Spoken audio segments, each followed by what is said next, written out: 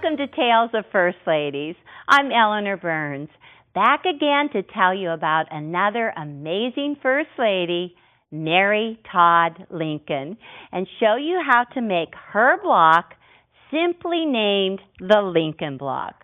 Well, Rose Rhodes sewed Lincoln blocks to the opposite corners of her outside border, and they shout patriotic with a vintage red and blue print, a small-scale navy print, and brown. Well, Rose's whole quilt just bursts with vintage fabrics. Note the green and red floral sprays surrounding Rose's single gold-shielded eagle, and then this cream centerpiece just flies, and I love her blocks. The Martha Washington wreath has fussy cuts for the flowers right in the center of each one. The green leaves are great, and look at the background. And this one, the Harrison Rose, she used a plaid in her circle, and I think that adds a lot of charm. Karen Gearing did the lovely quilting with huge feathers in the border. Well, Mary Todd Lincoln would have just approved of this quilt. Mary wanted to be the spouse of a president since her childhood years in Kentucky. After moving to Springfield, Illinois, she met Abraham Lincoln in 1839, and this is her tale. A bit of green-eyed jealousy almost kept the two from getting married.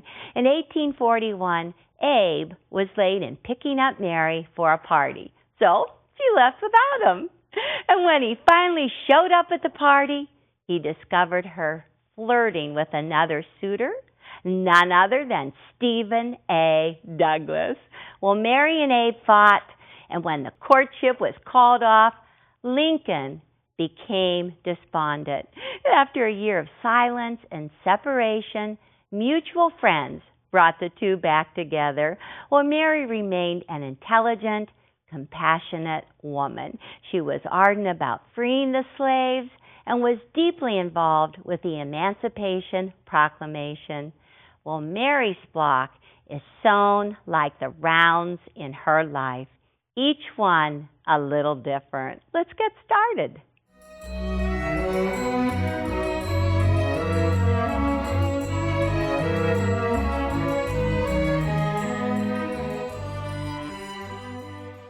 These are the blocks that we've already completed. We started with Our Lady of the White House. Then we did the Dolly Madison Star, a little applique with Martha Washington wreath. We did the Harrison Rose, and then we adapted the Harrison Rose for the center of a 6-inch block quilt. Great. We have been doing blocks in both 12-inch and 6-inch size. Well, Sally Murray made this quilt out of 6-inch blocks, and right in the very center you can see the Lincoln block, very patriotic in reds, blues, a little bit of white. Red, white, and blue, perfect, very patriotic looking. And you can see it's done with strips, but the thing that I really like on the back, she used a fabric that shows the soldiers from the Civil War. And then alongside all of the soldiers are songs that we sang at that time period. Yankee Doodle, the battle cry of freedom. There's the song Tramp, Tramp, Tramp, the Star-Spangled Banner, and probably my favorite, When Johnny Comes Marching Home. Just a great backing. She did quilting all through it. Really fun. Very patriotic. Well, I have my one block laid out. I said it was done in rounds, and here it is. This is the first round here we're going to start with. When we're done with this very center, we're going on to the second round, the third round, and this is the easiest, the fourth round. So I already have my strips sewn together. That's all it is strips. You can certainly do this. All of these narrow pieces that you see are 2 1/4 inches wide. 2 1/4 inches here and here. And then the center is 3 7/8 inches in the light and in the medium. I sewed them with a 1/4-inch seam, no scant quarter on here. And so now that they are sewn together, seams are pressed toward the dark on both sets, toward the dark so they'll lock together. And you should really measure. You should find out right from the beginning if you have the correct seam allowance. Take them, line up your ruler, and make sure that this piece is 7 1/4 inches wide, because if you have it at 7 1/4, you're right on, and that's good. So this part right here, this is the narrow part that we have. We're making 2 blocks, so I'm just going to go ahead and cut 2 1/4 inch strips. I mean, if we want to have 2 1/4 inch squares, we got to have 2 1/4 inch right now. So it's an odd number. I'd love to be using my shape cut. I could just cut it so quick. Now remember, you're making 4 of these right now because you've got those 2 blocks that you have to do.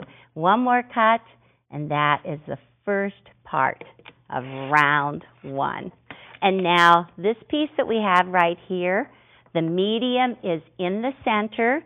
So these are going to be cut at 3 7/8 inches. Such an odd number, huh? 3 7/8. Make sure this is 7 1/4 inches too. It is. Good. So to make the centers, you've got to cut 2. Ooh, I like this. Strip piecing at its best. And you just have a little bit left from both of them. Now, this is what the block is going to look like. Right in the very middle, round 1. I feel like I'm involved in a fight, and I should have a bell ringing. Round 1. That's perfect. So they should lock together. I'm just going to take them, flip them right sides together, get these seams lined up right here. Perfect. They're going to lock in both of them. So now I'm going to sew this and just tell you a little story about Mary. Oh my goodness. Mary was such an eccentric lady. You're not going to believe this. You know that she actually padded the White House accounts by spending $2,000 on a dress.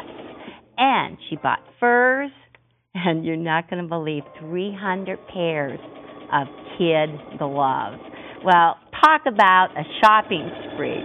But you know, her sister said, well, you know, when you get stressed, you just go shopping. We still do it today.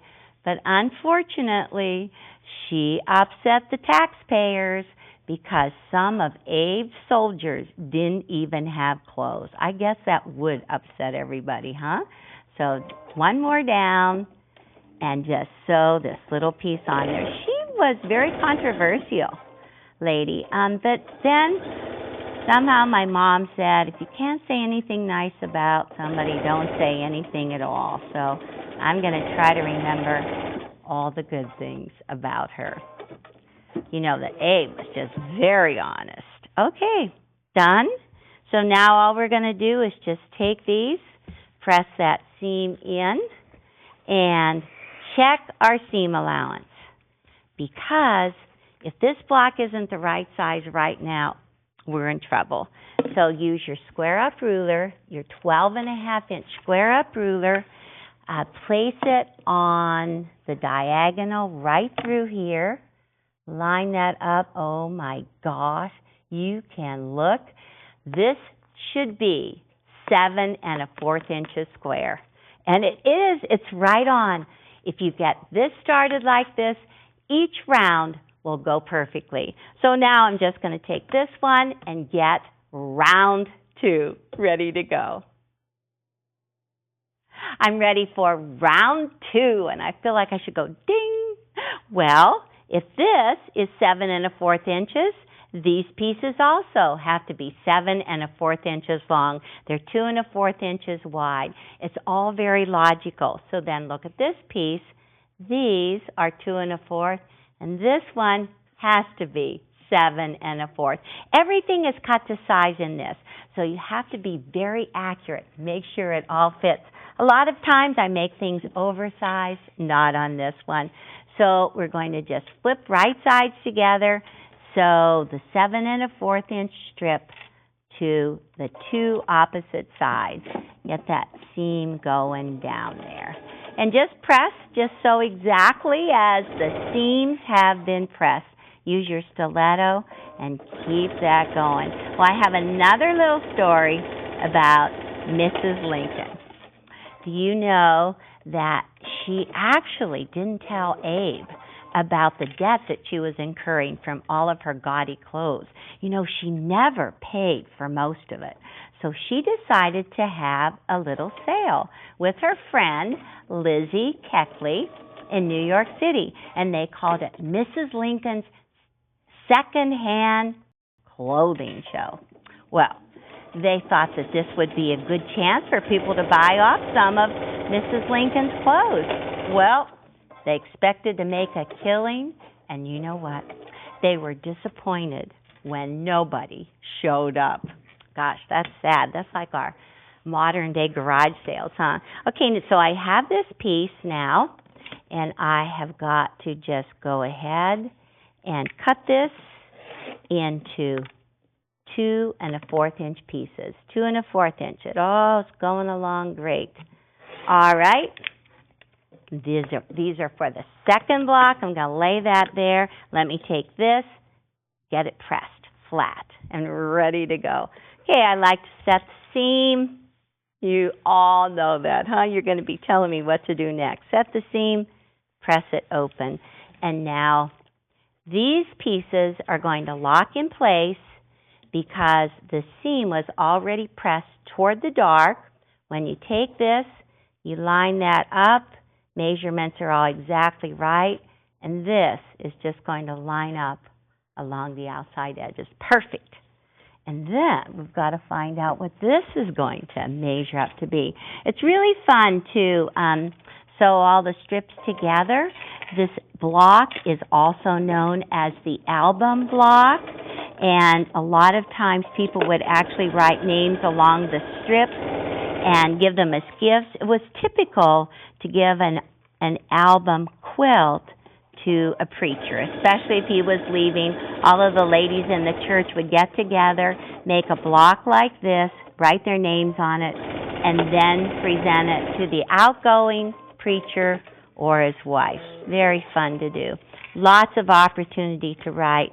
Sometimes they just wrote their names in ink, and other times they would actually do a bit of embroidery. I always admired those blocks because the letters are always so little, and they do this wonderful stem stitch. Beautiful work. Okay, let me just pull that a little bit. You can tug this a little bit if you need to. Zip this one along here. This is one that you can really sit and assembly line sew. Okay, all we're going to do is set the seams, open, and find out if we're still on track. Let me move this along here. See if we've done our math right. Look at that beautiful block. Rich in these reds and blues. Love it. Okay, so let's see. It is supposed to be, oh my gosh, 10 5/8. And that is pretty amazing. 10 5/8. We're done with round 2. On to round 3. Round 3. Ding. More strips again. Now this one in the middle is 3 1/2 inches wide, and the 2 end pieces are 3 7/8 inches. And so I'm just going to go ahead and cut these into 4 2 1/4 inch strips. Isn't this easy if you can remember 2 1/4? That's really good. You need to have a total of 8 cut from this piece, so you can give 2 or 4 to each block. Give 4 to each block. 1, 2, 3, and 4. And this one is really fun because it doesn't really matter about the measurement right now. Let me show you. You're going to take and place this right alongside, and you center it. It doesn't go clear to the ends. But when you flip it right sides together, you take and line up these seams from the previous one, from actually round 1. These seams match up right here on round 1. So let's see if I can just kind of zip right around that outside edge and get them all down. So, doesn't match at the end, get it all lined up. You're in about a 1/2 inch because this basically is on point. And in just a minute, we're going to square up all of the outside edges. Line that up right there. Right there, I'm lining it up. You need to do a little stretch and go. And I found out that you don't need to do opposite sides on this. You can just cut your threads, turn it 1/4, open this out because they're not going to actually overlap. Once again, line this up with round 1, and you can just zip right around in a circle. You know, when Mary arrived at the White House, she quickly spent the $20,000 that was appropriated for refurbishing the White House. But you know what? She spent that in no time, plus another $6,000. I mean, this is the time of the Civil War. So it was quite a scandal for her husband, because at the same time, the Civil War soldiers had trouble getting rifles and uniforms on the front, and Mary had spent all of that money. Well, that was just the way she was. Okay, let me get this one lined up right here and hold it down. But despite everything, you know, Lincoln just totally loved his wife. They were dedicated to each other. And I know on the last carriage ride that they ever took, they sat in their carriage, took a ride, and said, you know, we just have to be more positive, be more happy. The Civil War is over, and we just have to get on with our life. Okay, just one more, and then we have the last one. I think this round is a lot of fun because we don't have to do much matching, and we don't really need to know what size it is. The reason that I'm getting this all set up is so that we can get a 12.5-inch block out of this. Good. Round 3. All done. Set the seams, open, and press. 1, 2, 3, 4. And then just pull them out and press right into them. You always press toward the dark. Okay. Looking good. Now, the last round, round 4, is so easy that I'm just going to show you how to do it. Here is round 4, and all you want to do is center it right on top of round 3. And just sew those pieces around like I just did. Round 4, just little pieces. And then we can square up this block. So take and place your block on a turnable mat like this. It is bigger than 12.5 inches. Let's center it right on here. Take your block. Take your square-up ruler, 12.5-inch square-up ruler. You want to put your diagonal line on the ruler right down through the center of the block. Make sure it's completely covered on there. We're watching for 1/4-inch seams. At this point, it would be terrible if we cut off the seam allowance. So I have 1/4-inch points all lined up along there. Good, good, good, good. That looks great. I'm good all the way around. And so all you need to do is hold your hand flat on the ruler, trim that side, turn it around without moving it. Second side, third side, fourth side. Get rid of all of these, and the Lincoln block is done. The Lincoln block is a perfect block for team sewing because they end up being the same size. 5 friends and I made these 12 blocks at our recent Bucket List Quilt Club. Well, my assistant Sue cut kits for us out of fat quarters and reproduction fabrics, and we each made 2 blocks and squared them up to 12.5 inches. Sue took large-scale fussy cut prints and cut them into 3.5-inch cornerstones. And then she cut up scrappy lattice and binding strips. You know, this quilt has such a warm look about it. But wait, there's more. Sue took all of the scraps and pieced them together for an interesting backing. Amy Potter quilted an overall design in the center of each block and large X's in the lattice. You know, it looks so comfy, you just want to snuggle in it. I went on a search for patterns named after the Lincoln family. I referenced Barbara Brackman's pattern identification book and Blockbase, a computer program, and I found 6 patterns named after Abraham Lincoln. Of course, there is always Lincoln Log Cabin, the one most associated with Lincoln. You know, he was born in a log cabin in Kentucky on February 12, 1809. This is an old log cabin quilt made from 1.5-inch cotton strips. It's a traditional setting with red in the center for the hearth of the fireplace.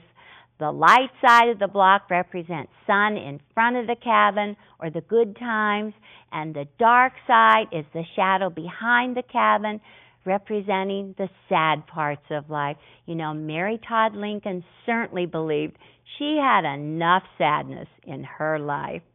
Well, this log cabin was made recently by my friend Pat Wetzel out of 1/2-inch finished-size wool strips. You know, she hand-quilted large stitches with embroidery floss. It's beautiful. Well, I enjoy displaying this in my log home in Julian, California. Well, this one is called Lincoln's Cabin Home, the log cabin or old Kentucky home. You know, it's very similar to a schoolhouse block with the same roof line, but it has another window instead of a front door. It's easy to piece except for the roof line. Now, this block is called Lincoln's Hat. It's probably his most identifying feature. You just ask a child to draw Lincoln, and it's always his hat and his beard. This block was fun to do. You know, it's actually 4 Lincoln's heads with hats on each head. You know, Lincoln was 6'4", add another 8 inches with a hat, and he must have made a startling impression. One evening while riding his horse, a sniper shot at Lincoln, sending the bullet right through his hat, and the hat was ruined. The hat he wore the night of his assassination is also in the Smithsonian. Well, you probably recognize this one as Hole in the Barn Door, but it's also called Lincoln's Platform. Well, I made this one recently out of reproduction fabric, white feed sacks. You know, Lincoln's platform was simple. He opposed the expansion of slavery, upholding freedom. Now, this platform also encouraged industry, a Homestead Act, and a transcontinental railroad. You know, it's interesting because this block is also called Lincoln's Platform. It's that same block in the center and then a piece border around the outside edges. And ooh, it's easy to do. I looked up Todd Lincoln as well. Now, this is a photograph of Tad with his dad. Now, his block is a sailboat with 4 sails. I found this one my sister Patty made recently with bright colors and 3 sails. You know, Tad was quite the boy. He was named after his grandfather, Thomas. He was the 4th and last child of Abe and Mary. Oh, my goodness. He was imaginative. He was sensitive, exasperating, highly emotional, and sometimes difficult to deal with. Oh, he played pranks in the White House, including spraying dignitaries with the fire hose. He broke mirrors. He locked doors. He interrupted cabinet meetings. He even set up a food shop in the lobby and rang the call bell. You know, his father just laughed at his son's tricks. He died at age 18, probably from tuberculosis.